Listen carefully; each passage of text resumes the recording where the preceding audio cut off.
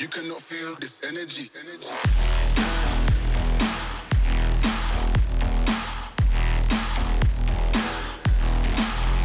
Drop.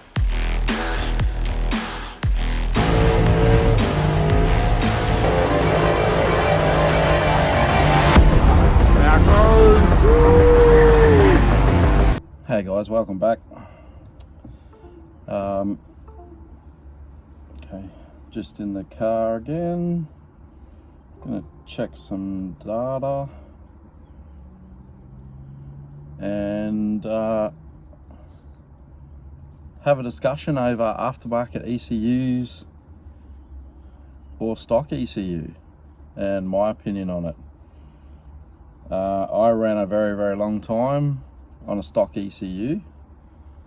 Made over 1,000 on a stock ECU. Plenty of power cruisers and such. So yeah, I didn't really buy into the ECU bandwagon. But in saying that, once again, everybody, I know I harp on it, but my budget didn't really allow me to do an ECU, and I also have a fairly strongly based engine. So my previous point of view was, if you've got like a cast block, decent internals, and you're not pushing it to the limit all the time, then a standard ECU is okay. That was clearly an uneducated or unexperienced ideology. Now that I've got an ECU and I've seen what you can do with ECUs and the safeties and so on and so forth, and just the excuse me, just the way the car runs. Standard ECU, the boys used to leave it quite fat, fairly rich, knowing the way that I'm going to drive it and give it a hard time. I would drop my spew tank and it would be 70%, 60 to 70% ethanol, 20 to 30% oil, and 10% condensation. Nowadays it's 50-50 and the volume is crazy difference, like potentially half the oil, at a guess. Maybe it's a similar amount of oil, I'm just checking it more often, but the fuel is just crazy difference, so there might be 30 mil of fuel, 30 mil of oil, and a little bit of condensation with an ECU. So obviously the ECU has fuel trim, it's always working on that AFR target, so it's crazy difference. So if you can put an ECU in it, aftermarket ECU in it, put an aftermarket ECU in it. Like, if you're not going to, just be comfortable with a little less horsepower, a little less boost, a little less timing, all that sort of stuff that will save you an engine. I had a mate recently make a shit ton of horsepower, standard ECU,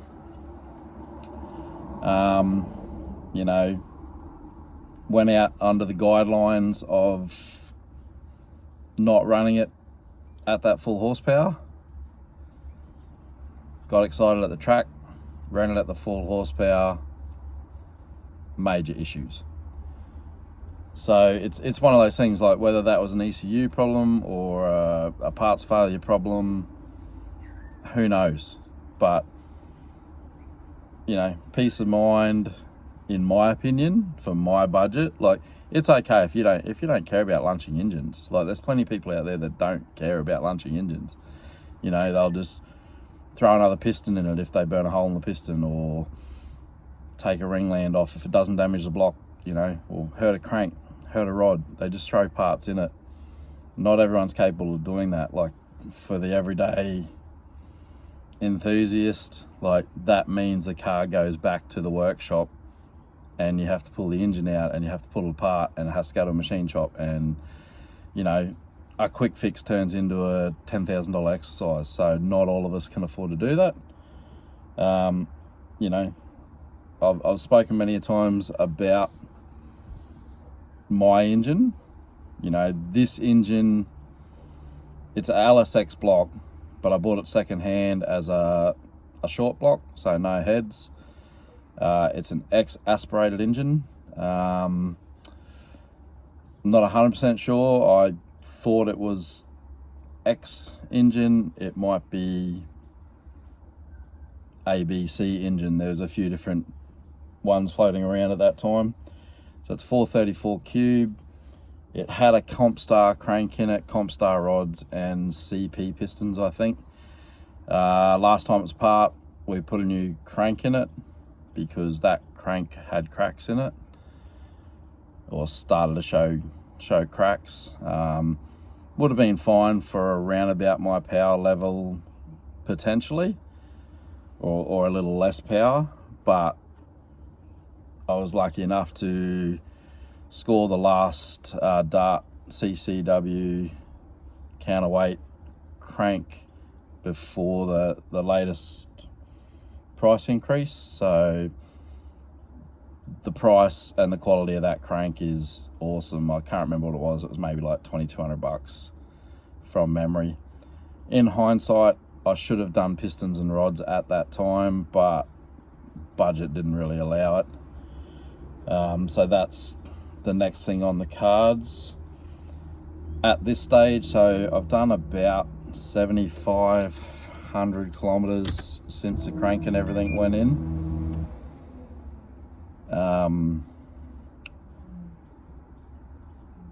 For our program, we kind of look at maintenance around the 10,000 mark. Let's have a look. Yeah, 7,460.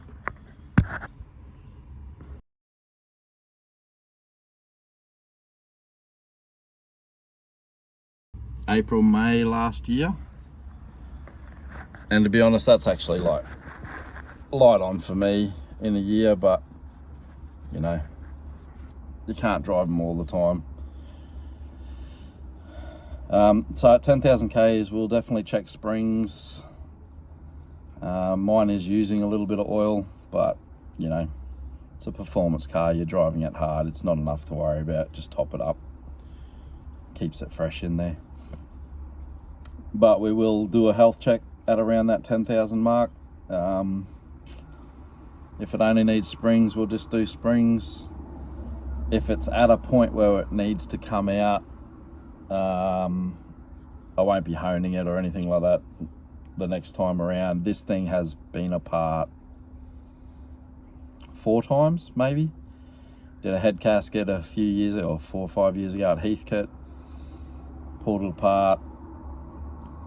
Got a head gasket. I think it may have got a hone back then. The old crank got linished a couple of times. Good old oil surge with the LS1 front sumps.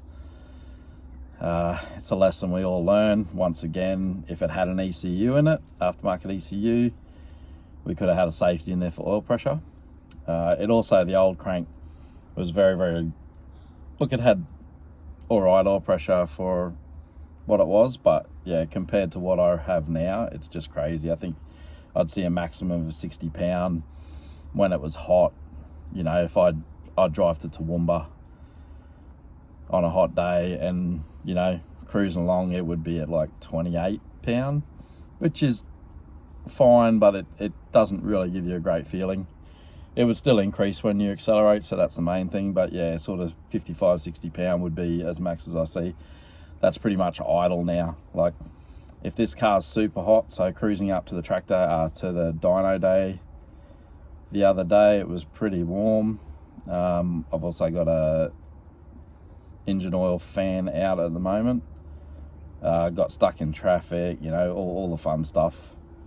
It's seen 106 degrees for a short period of time in traffic, and my oil pressure was still, I think it went to 48 on idle, so tons. And then, you know, the amount we see on the back straight or front straight at Power Cruise and such or wherever is crazy. As you can see here, my max oil pressure 145 psi. It probably was a little bit over full. Normally it's like 110, 120, which is still huge. We've actually seen a rev limiter this time around, which was interesting. And I like that wheel speed. So that was obviously through a power skid, so 288, and it was like 14 psi. So obviously, you know, probably SP3, I'm guessing. And yeah, so it was obviously absolutely hosing the tyres. I'm pretty sure that was the first power skid at the Prodigy day. So I got out of that one because it was a little sketchy. And then the second one wasn't quite as full on as that. I think the wheel speed was about 250 from memory. But yeah, so we'll check the valve springs, see if they're still doing what they're doing. You know, just a general check over, maybe a leak down test, and we will decide then whether it needs to come apart. If it's got too much blow by or too much leak down or whatever you want to call it, like, I'm not a mechanic, so I don't know, but if it's showing too much wear, it'll come apart and I'll put a set of pistons and rods in it, and we'll probably go another 10th hour over, and hopefully we'll get another 20,000-30,000 Ks out of that. So as I said, an old Aspo engine, it's done a shitload of work. Like, it's probably done 25,000-30,000 Ks since I've had it, and who knows what it did prior to that. It was a high comp aspirated engine, so we've actually had the pistons skim down a little. It was never meant to make this horsepower. Like, you know, I wanted a 800-900 horsepower car. Then obviously once you get up around there, you're getting close to that 1,000 mark. You want 1,000, so you go for 1,000. Then once you get 1,000, and look guys, to be honest, the 1,000 is nothing but an extra digit on your dyno sheet. It really means very, very little. And of course now I want 1,000 kilowatts, because that's the next step in the game. I'm kind of out of intercooler as well. So I've got a 1,200 horsepower Plasma Man, like Pro Series intercooler, but it's only like a 540 by 450, I think. And it's only 76 mil thick. So it's probably a little bit of a hindrance up around this power level. I don't know if I want to upgrade it for how often I use that power level. I think, you know, it operates fine up to the 1,200-ish horsepower mark, and then we start to see slightly quicker intake temp gains than we'd probably like to see. But it's nothing dangerous by any stretch of the imagination, but, you know, it's a bell curve. Once you get up there, it starts increasing really, really fast. I want to put water methanol injection on it, so that'll help that a little bit. And I've also got another plane cruising past. I've also got nitrous set up in there that's been set up since this engine first went in there, because it was an aspirated engine with nitrous. I ran it maybe on the dyno. I don't think I ever really ran it. Not on this engine anyway. So yeah, that's kind of a rundown on that. Getting back to the ECU side of things, even if you put a cheaper version, you know, like a base model Holly in it, or the very base model Haltech, for whatever your needs are, you know what I mean? Obviously, the more needs you have, the more money it's worth spending on an ECU. And if budget's not an option, put the best ECU in possible, like all the sensors, so on and so forth. The more information you have, the better your car will run. Simple fact, providing you have the right tuner and, you know, the right base, the engine is correct, and so on and so forth. Turbo is correct, you know, gearbox is correct, converter is correct, gearing in your diff is correct, so on and so forth. There's so much to this game, you know, and it's been a learning curve for me. This car has had, you know, I bought it, it had a 6-cylinder in it, drove it around for a year or so. A mate helped, spot on, a backyarder did a bit of work for me. Absolute waste of time. Spent a lot of money, and pretty much everything that they've done has been redone, or it cost me money because things failed. Then I went to Spot On. Spot On did a bit of work for me, just finalising some wiring and a little bit of fab stuff. And then Dal from High Talk did some personal work on it for me. So when it just had a stock LS1 in it and a power glide, and he put a cam in it, and like it was a 200,000 K engine. Put a cam in it, and yeah, it wasn't really geared right. I think I had 3 gears in it, in a 9-inch with a power glide. So it tapped out really quick, but it was fun.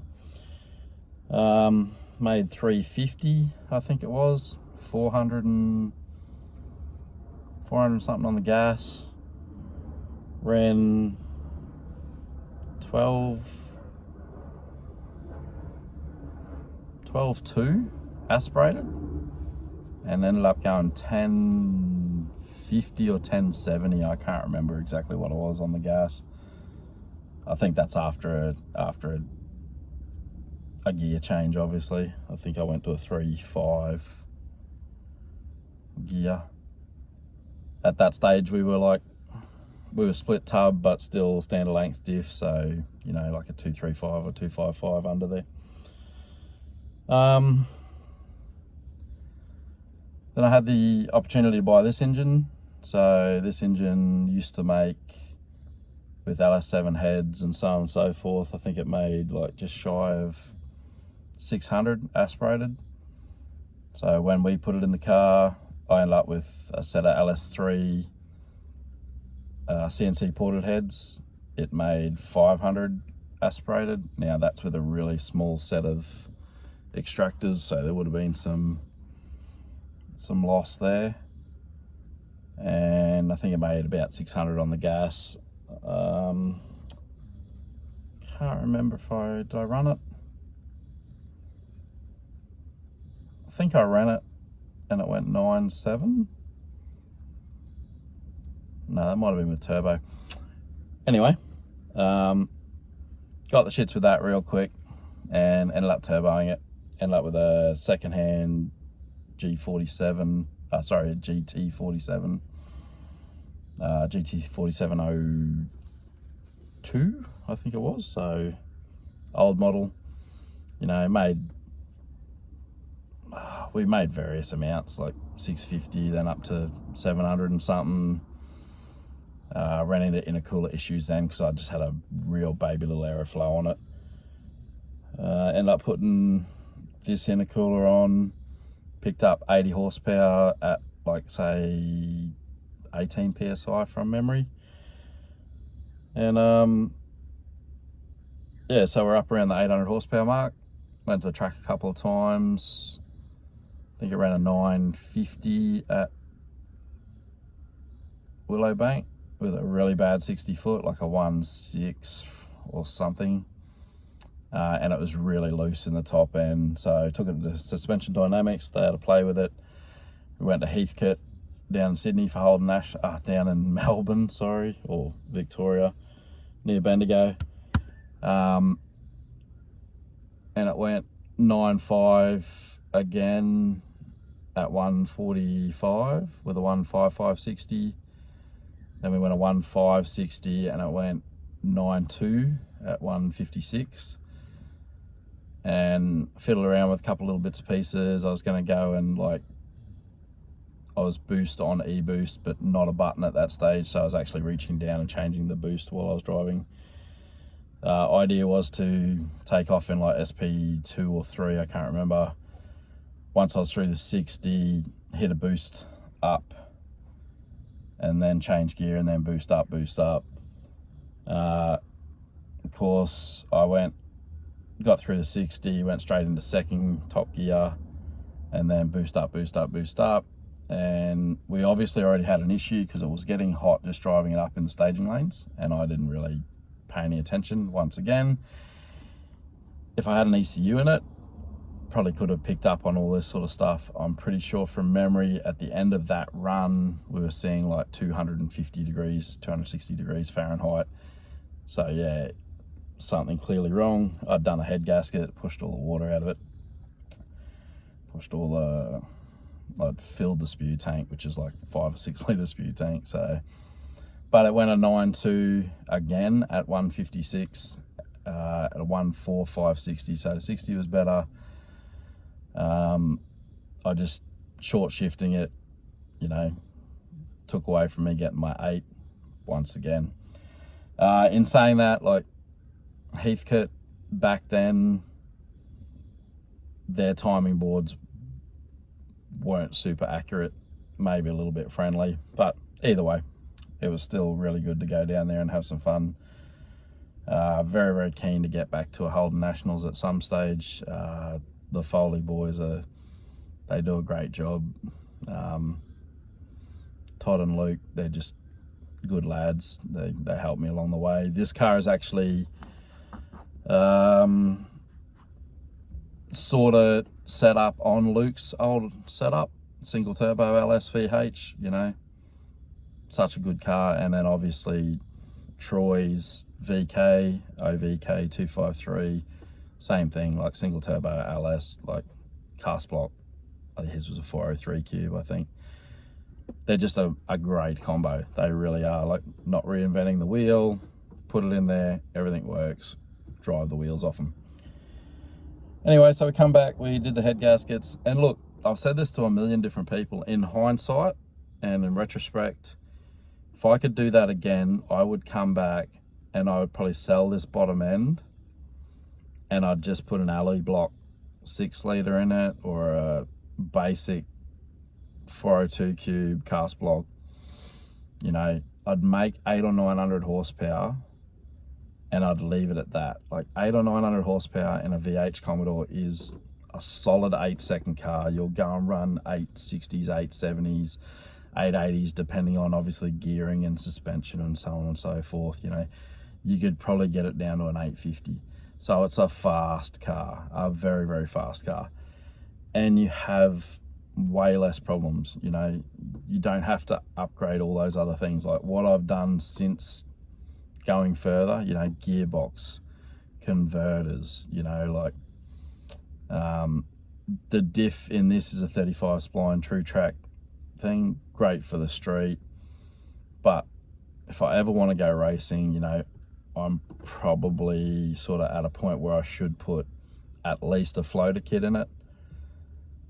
In a perfect world, if I had the money, go 40 spline, because we make X amount of horsepower, but when you're at the track, you're gonna be like just ticking away at it. So you might make, say, case in point, mine makes 1228 horsepower right now.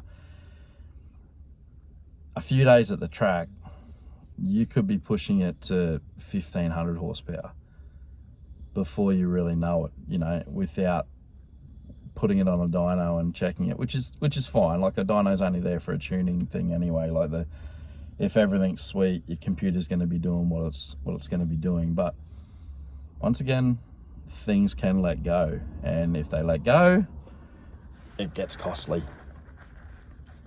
Anyway, dribbling on again, as per usual. If anyone watches my videos, they know I sort of get sidetracked. Bottom line is, be a little bit tentative on your expectation on your car. Like, we all do it, don't get me wrong. Like, we all just want that little bit more. We all get, you know, your mate beats you by 10 horsepower, you want to beat him. Like, I still do it. I still get worked up, you know. Like, I try and keep myself restrained, you know, because once again, like, horsepower doesn't equate to winning races all the time at the track. Like, you can try and go out with your 1500 horsepower car and you're probably going to get beaten by a 1200 horsepower car because he's going to track better. Same thing, like, I could go out with my 1200 horsepower car and I'll get beaten by, like, Jacob in the white VL, was 747. Like, makes less horsepower but has the setup down pat. Like, it's not all about horsepower. Setup, driver ability, consistency, there's so many different options, you know. And makes less horsepower, he's smiling as much as I'm smiling. He's having a ball. Like, of course he is, he's winning races. You know, figure out what you want out of your car and build it to that. Like, don't worry about what everyone else has got. Like, we all get smoked by fucking twin turbo Lambos and GDRs that are worked off their guts, unless you're Mark, who goes out and gives them a little chop at roll racing. Go the old UC hatchback. Sorry, A9X hatchback. You know, but we're all going to win at some stage and we're all going to lose at some stage. Like, but bottom line is, you're having fun, you're smiling, you know, you're with your mates, you're enjoying it, you're having a good time. And hopefully the sport, the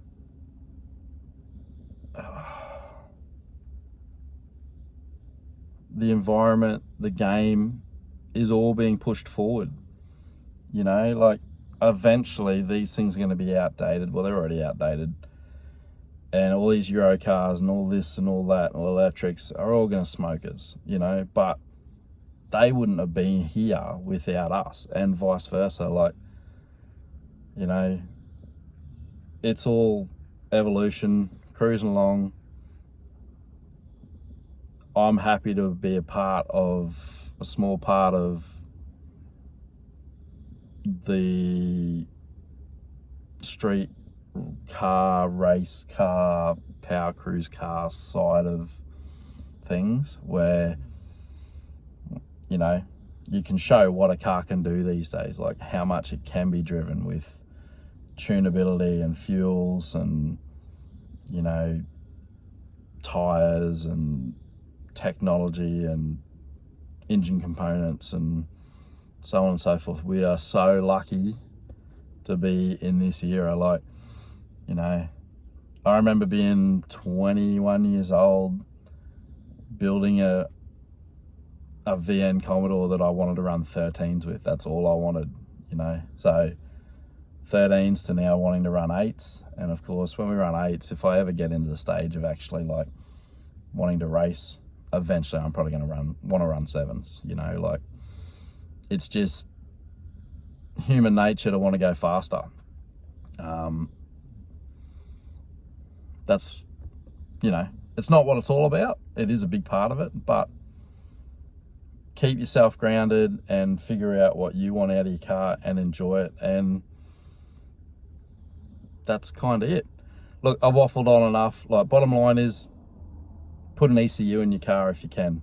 If you can't, keep your expectations and your wants down a little bit and just enjoy it. Like, an extra 100 horsepower doesn't really make that difference. Spend that on setting your car up right. Anyway, guys, thank you. We've got, might go up to Ipswich tomorrow night to watch, or to go in the Ippy laps thing. Not too sure, the weather's pretty crappy at the moment. Next Saturday, the 4th, we've got talk time, no prep, which should be really good. That's at Lakeside. PSI no prep. I think it's called something along those lines. So keen to get up there. I think there's testing on Friday, which, you know, should be just a good couple of days. Very, very keen to actually try and play around with this thing a little bit in testing, fuck around with the suspension, put some weight in it, like play around with boost settings and so on and so forth, do all that sort of stuff. And then decide whether I enter Jungabunga's no prep, which is on the 25th of November out at Warwick, which would be great to get out there and enjoy that track being reopened and get out and enjoy some barbecue at Bluebirds, which is my favourite feed at the moment. I know it's a long way out, but it's so worth it. Anyway, my little co-pilot here is having a snooze. So she's sick of me talking, so I'm gathering you guys will probably be sick of me talking too. One last thing, thanks to everyone who's come up to me lately and, you know, said about the YouTube and, you know, all the people that have been watching it and watch it, you know, on a regular basis. Thanks heaps. You know, the little bit of money we make from there helps me get to more events and so on and so forth. I'll always endeavour, like my videos are getting better. I still duff the occasional piece up, like the high torque one. I'd had it all set up and then I made an initial change just at the very start, which meant the music came in a little late. So it happens. I'll always endeavour to get the footage out as soon as I can, because to me, I'm not interested in watching something that happened 3 months ago, unless it's Street Outlaws or something that's, you know, the quality of the production is worth watching. I want to see stuff that's relevant. That's why I'll get my stuff out quickly. Like, so that means the quality might not be perfect, but hey, I'm a dude that's doing stuff with a phone and sometimes a GoPro. It's all edited on the phone. It's all uploaded via that. So there will be limitations to that. But yeah, to all the people who come up and had a chat, I appreciate it. I really love my car community at the moment. Sometimes this scene can be toxic for certain people. I think sometimes you get back what you give out. So, you know, just relax sometimes and just enjoy it. Like, you know, there's people out there that are intense people. They're always going to be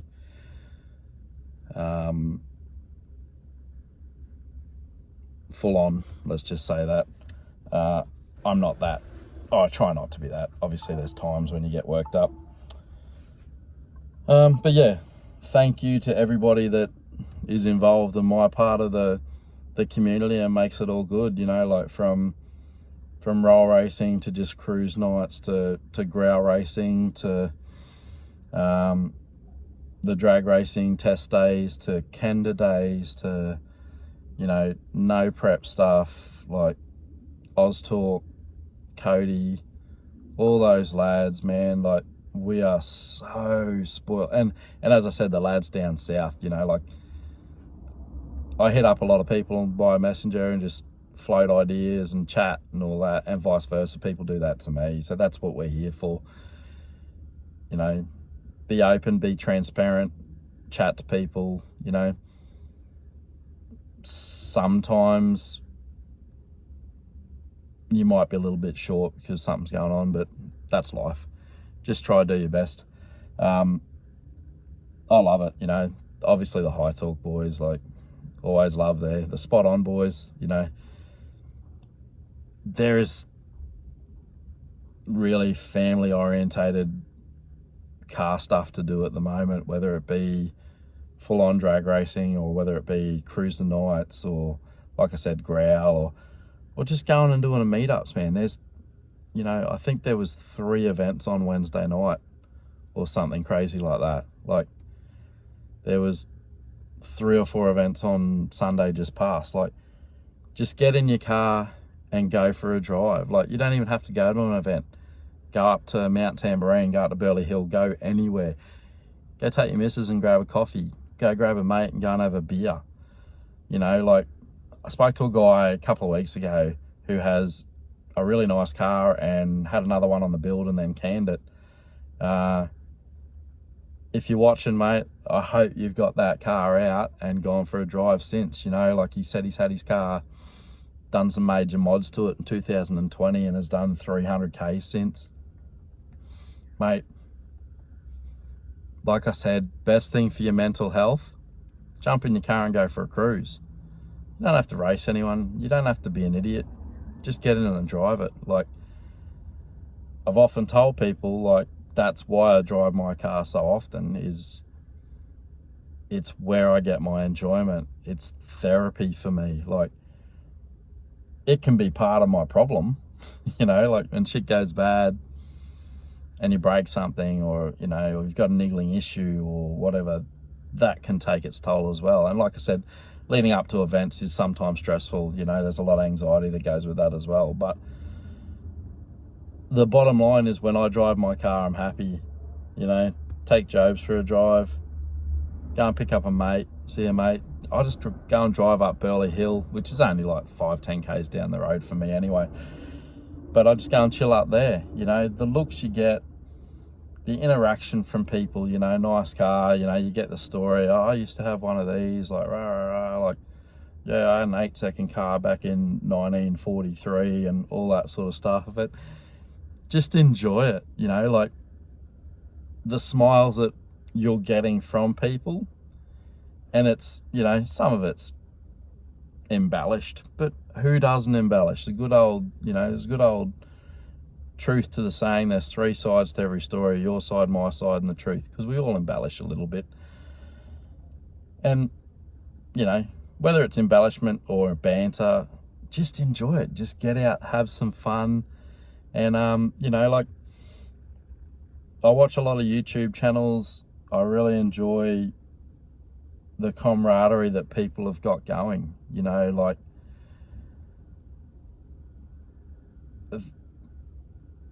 don't get caught up in the rubbish, because there's always going to be rubbish. There's always going to be that little bad element that wants to whinge and stir shit and talk rubbish and whatever. That's part and parcel of it. I'm lucky I don't have to deal with too much of it. I've got, like I said, I got really good people in the game. You know, I can't thank the people that are around me enough. I hope they realize how much I respect and appreciate them. And yeah, just keep enjoying it. We'll see you at the track. Like I said, come up and say hello. If I'm super busy doing something on the car, just give me 5. If not, because generally I don't do much on the car anyway, but, you know, come and say hello, have a chat, tell me what you got, tell me what you think of the channel, and we'll go from there. And we'll keep growing and keep getting bigger and better, and hopefully get to more events, and maybe make enough money out of YouTube to build another car. Woo. Bit of a pipe dream there, but hey, we'll see how we go. I'd love a little, love to turn the Ute into a drag and drive car. So one day we might get it done. Anyway, guys, like, share this around, comment, even just say hi. Like, it helps the algorithm. It gets the content out there, and that's what I'm trying to do. Like, bottom line is, I'm not in this for money, but it helps. And the more views and the more subs you have, the better. So I'm going to do it regardless, but a little bit of cash helps out. Thanks, guys. I'll check in and you'll see the next video, whatever we tend to do. Hey, Jobs. Cheers, guys. Thank you.